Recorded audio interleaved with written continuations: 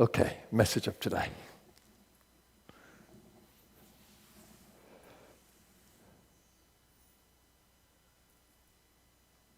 I've said it many times, but I'm not sure whether you got it. And so I'd like to say it again.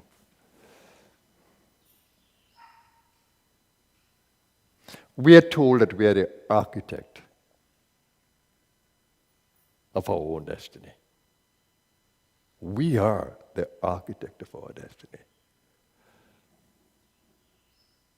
Not some unknown power. You are. I often told you that when Buddha was leaving the world, he said, be a light unto thyself. Don't rely on others.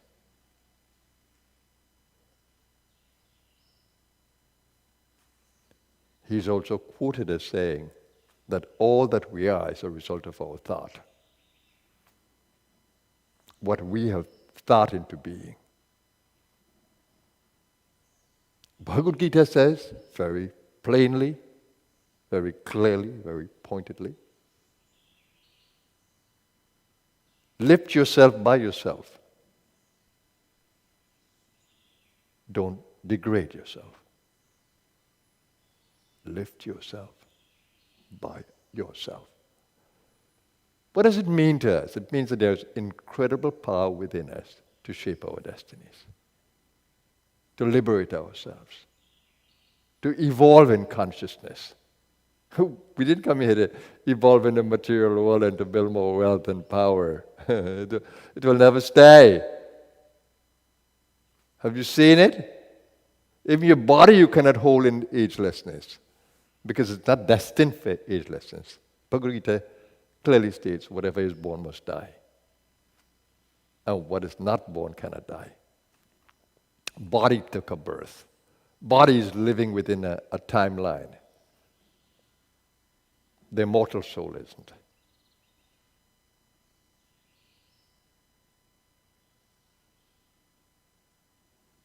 This is a very interesting play, and I use the word play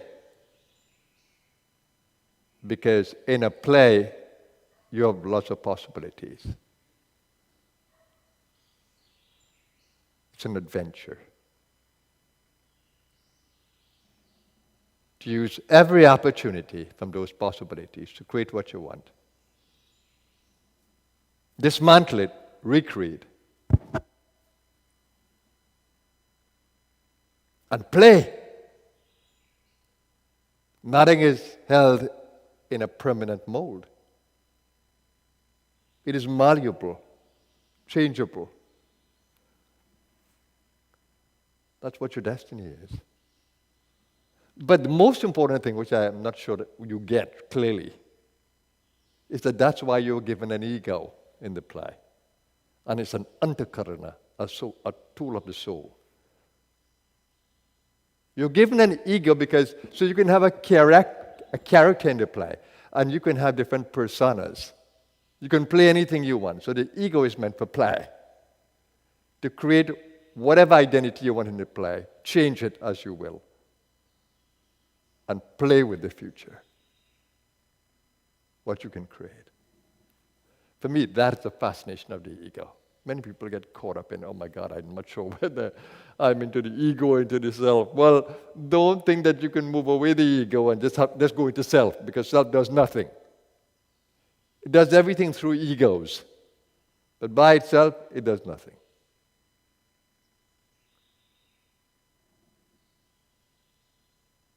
The ego is there to take you into the play, or to liberate you from the limitations in the play.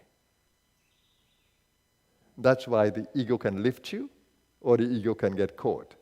The ego can liberate itself and be in the play, or it can get caught. So how important this little tool is.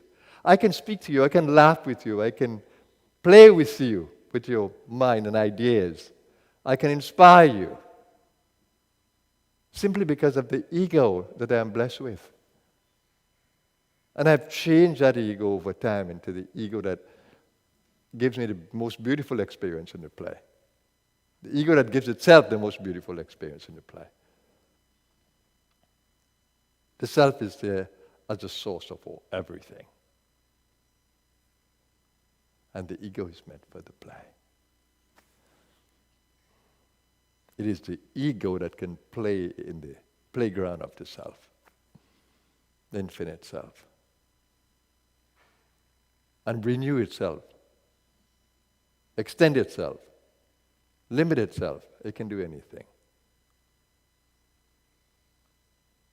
So the joy is, the destiny is using the ego to create your destiny. That's what I've done, but I've done it not out of my selfishness, but I've done it because I want to adventure in the space of infinite being. So first I had to find infinite being. I had to touch it. And I touched it over a period. It grew by awareness of infinite being, grew.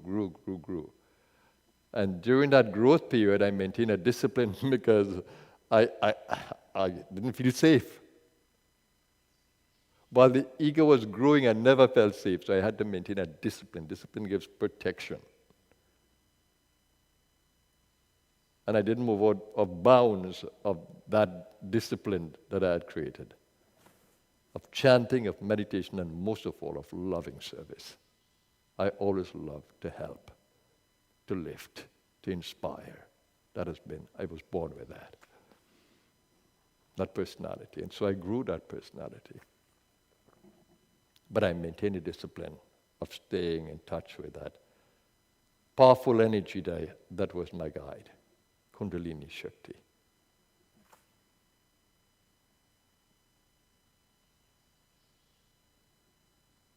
But my ego got purified over time. And the most important journey of the ego was towards the self, going beyond itself. That was the most remarkable journey that I've spoken of when I speak about the 40 days that I went through in 1978, 23 years old.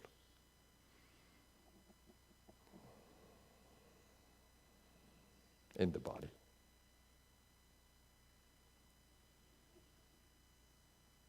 A remarkable experience that brought freedom to the ego.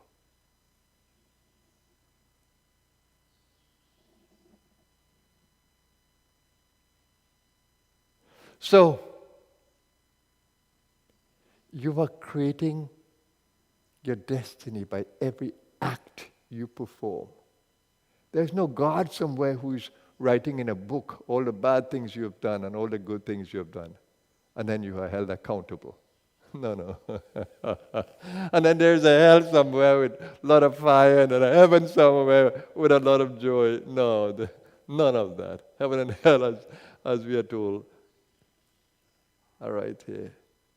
But listen for a moment.